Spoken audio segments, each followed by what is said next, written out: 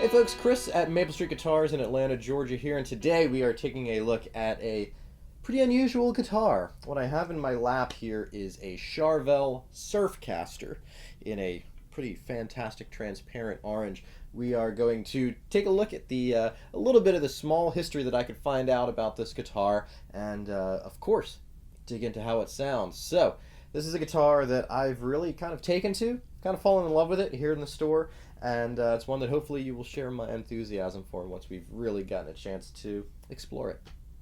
Now, from what I was able to find out, it seems like the Charvel Surfcaster first started to make waves in 1989, but it wasn't until a little while later in the early 90s that it actually went into production. We suspect that this particular model is probably from 1992, and when you think about the music that Charvel was certainly associated at that time I believe it was owned by Jackson, so metal guitars, pretty much. So something like the Surfcaster here, very, very unusual for the time. I don't really know who the market was, but it's a super cool guitar. So let's dig into some of the specs here. We have a maple cap on mahogany. It's a semi-hollow body. This model is one where they did a few different versions of it over the years. They did a bass version. They've done some solid body versions, different pickups, vibrato, no vibrato, all that kind of stuff. So it's kind of an interesting platform that they used for a few different options, a few different models. But I think most of the general idea here stays the same. Bolt-on maple neck.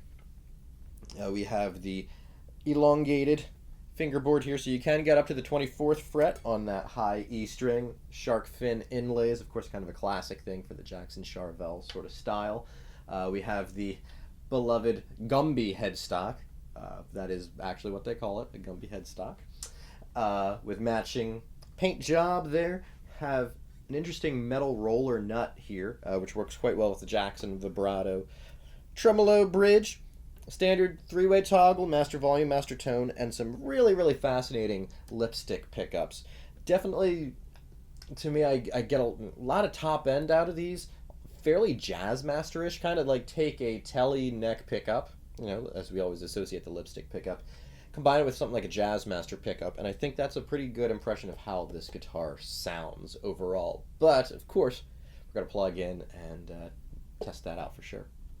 For today's demo, we are going to plug the Charvel Surfcaster into a Carr Super Bee. This is the 112 version. Felt like doing that super reverb sort of thing. Definitely made sense to capture some of the surf aspects of this guitar, and we're going to listen to some stuff in a little bit with lots of reverb on there, but also wanted to take a listen to how this guitar sounds in some other kind of context. We're going to listen to this in kind of a funk sort of thing, kind of a chicken picking, at least my best approximation of some chicken picking. We're going to dial the gain up as much as we can on this amp and really get it rocking and ripping, and of course, like I said, dial up all of the reverb.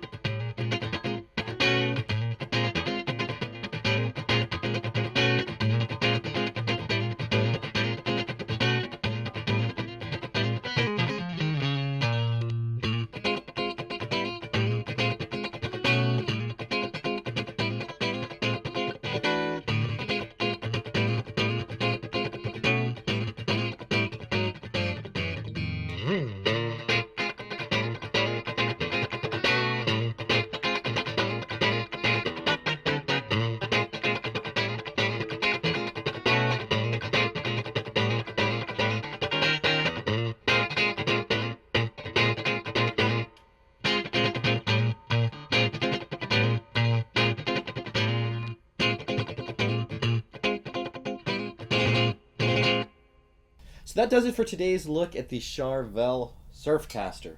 Let us know what you thought in the comments below, and I'd love to hear if you have any history with this model or any more information about it. It's one that I've really kind of taken to, so I'd love to hear a little bit more.